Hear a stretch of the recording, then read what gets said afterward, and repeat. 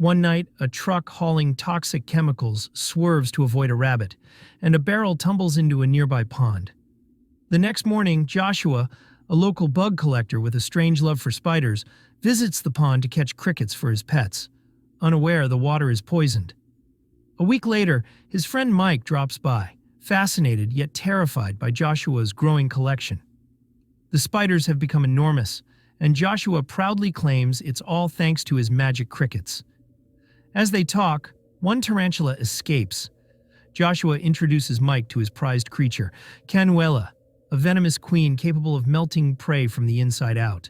After Mike leaves for school, Joshua notices one spider missing. Before he can react, it's already on his back. The bite sends him into agonizing screams as he knocks over the cages, freeing hundreds of spiders that swarm the room, even attacking his parrot. Days later, Mike heads to visit Joshua again, but is stopped by his mother, Samantha, the town sheriff. She and her deputy are pulling a toxic barrel from the pond for testing. Concerned, she sends Mike home. Down the road, a group of reckless teens stunt their bikes until Samantha pulls them over, grounding her daughter Ashley along with them. That night, Ashley hogs the phone, so Mike unplugs it to trick her and secretly tries calling Joshua, but no one answers. Joshua's house now lies buried under webs. His lifeless body feeds the creatures that once were his pets, spiders now the size of dogs. At the town mall, Mayor Wade admits prosperity is broke. He pitches a commercial project to save it, if the locals sell their land. The crowd erupts in protest. Among them is Chris, son of the late mine owner, who knows his father struck gold before he died. Refusing to sell, Chris clashes with Wade and ends up punching him before Sheriff Samantha steps in. Later, Deputy Pete's home turns into a horror show. His cat chases a spider into the vents.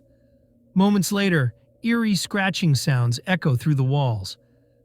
Then silence. When the lights flicker, the couple hears their cat's final cry. The next morning, Chris confides in his aunt about his past, how his temper once drove him from town after a fight with Samantha's ex. He still loves her, and she dares him to act on it. Meanwhile, Mike's grounded.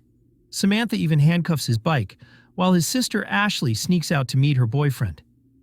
Chris shows up at Samantha's door with flowers, and she surprisingly agrees to a date. Taking advantage of the distraction, Mike slips away to Joshua's house, only to find it coated in thick webs. No spiders, no bodies, just silence, and massive footprints leading toward the mines. Inside, he finds a severed spider leg the size of his arm, and a glimpse of something monstrous in the shadows. Terrified, he runs. Elsewhere in the mine, Chris and his men dig for his father's lost gold.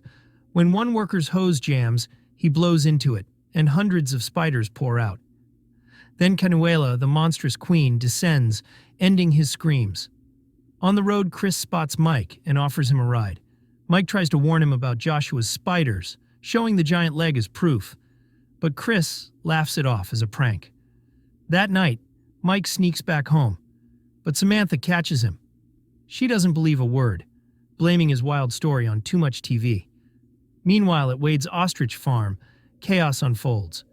The birds shriek in terror as something unseen drags them underground. One by one, they vanish, leaving only bones behind. By morning, the town buzzes with fear. Radio host Heron fills the airwaves with talk of dead animals, vanishing pets, and strange conspiracy theories, unaware the truth is already crawling beneath their feet. Ashley joins the boys at their usual bike race, but Brett keeps her in his truck, eager for something more. When he pushes too far, she shocks him, literally, with her taser, dropping him to the dirt and soaking his pants. Furious, she drives off, leaving him humiliated. Moments later, the ground trembles. Massive spiders emerge from the dark. Brett barely has time to scream before chaos erupts. Teens are dragged from their bikes, devoured mid-air, their engines roaring as spiders chase them down. Brett races away, leaping over one spider and crushing another beneath a truck. The crash ignites an explosion that takes out several creatures, but cuts the town's phone lines. Thinking he's safe, Brett drives into the mines, unaware he's trapping himself as the entrance collapses behind him. Elsewhere, Aunt Gladys's dog hears something in the basement. He finds a hole in the wall and vanishes into it. When Gladys follows, she discovers her home connects directly to the mines. Moments before, a spider snatches her, too. That night, Chris hears noises in his own basement and finds the same tunnel, and a giant spider leg that proves Mike was telling the truth. By morning, Chris brings the leg to Mike, who explains the spiders cocoon their prey for later, meaning Gladys might still be alive. Upstairs, Ashley destroys photos of Brett when a spider bursts through her window and pins her to the wall. Her screams bring Mike, Chris, and Samantha running. They fight desperately, but the spider traps Chris in its web before Samantha grabs her gun and blows the creature away.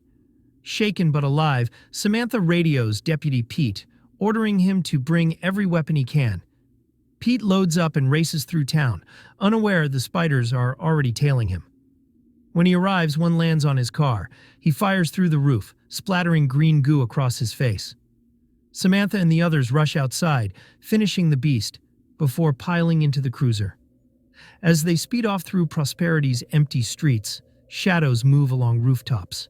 Dozens of spiders chase behind. The invasion has begun. The group races through chaos until they reach Harlan's trailer. Samantha grabs his mic and takes over his conspiracy show, pleading with the town to take shelter at the mall. But no one believes her. Harlan's broadcasts are usually filled with alien hoaxes. Moments later, the ground shakes. A massive tarantula slams into the trailer, tipping it like a toy. Samantha keeps talking, sending one last desperate warning as Pete empties his gun into the beast. The spider collapses, dead. But a second one appears, crawling with smaller offspring. The group jumps into their car and speeds away as the trailer crashes, their screams echoing over the live radio feed. Back in town, panic explodes. A car crashes when a spider drops onto its roof. Locals rush out, only to see the streets swarming, creatures bursting through windows, leaping onto rooftops, dragging people underground. A man tries to cross a pit using a ladder, but the spiders rip through his car doors before he can escape. Samantha's team arrives to find pure chaos. Using the police speaker, she shouts for everyone to run to the mall, the only place with solid concrete walls. Inside, only a few workers and Mayor Wade are there, cluelessly smiling at the incoming crowd, thinking they're supporters. As terrified survivors pour in, Samantha and Pete hold the line, firing at the advancing spiders before diving under the closing gate. Once the doors are sealed, tension fills the air. They need help, but phones are dead. Wade hesitates, then reveals he has a cell phone with weak signal. Chris and Harlan volunteer to reach the roof and use the antenna to boost it. Meanwhile, the others scavenge through stores for makeshift weapons.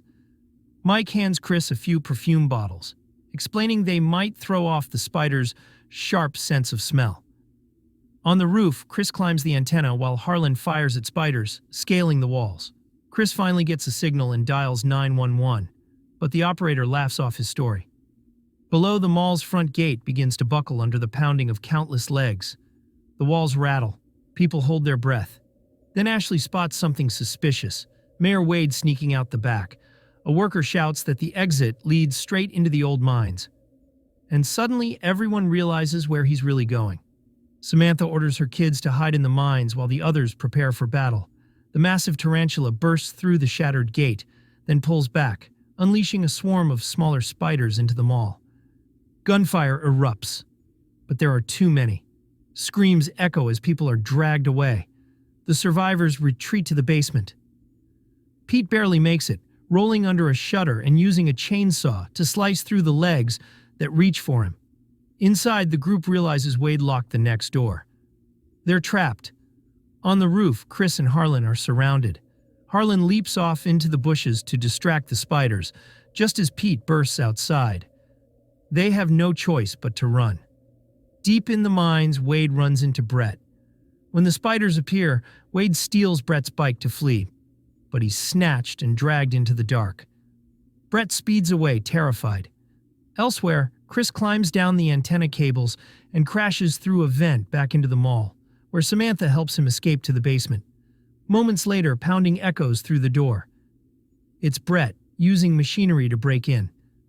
The group opens fire on the spiders chasing him, then seals the door and flees through the mines. As they run, Chris smells methane gas. One spark could ignite the whole place.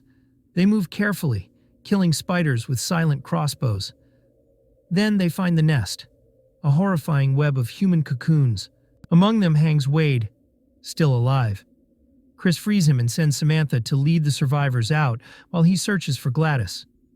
Before parting, they share a brief emotional kiss, the truth of their past finally clear between them. Chris follows the webs and finds Gladys alive beneath the gold vein his father once discovered, but Canuela, the monstrous queen, descends to kill them both. Unable to fire his gun, Chris hurls perfume into her eyes, blinding her long enough for him and Gladys to escape on Brett's bike. Outside, Samantha's group powers up the generator, but it's out of fuel. Thinking fast, Ashley uses her taser to jumpstart it. The lights inside the tunnels flare on, igniting a hidden matchbox Chris left behind. A chain reaction follows. The entire mine erupts in a massive explosion. Chris and Gladys race out just as fire roars through the tunnels, consuming every last spider, including Canuela. The town is finally safe. Wade, however, mourns the destruction of the mines and his lost fortune. Moments later, police and rescue crews arrive with Harlan and Pete, who reveal they came because they're fans of Harlan's wild radio show.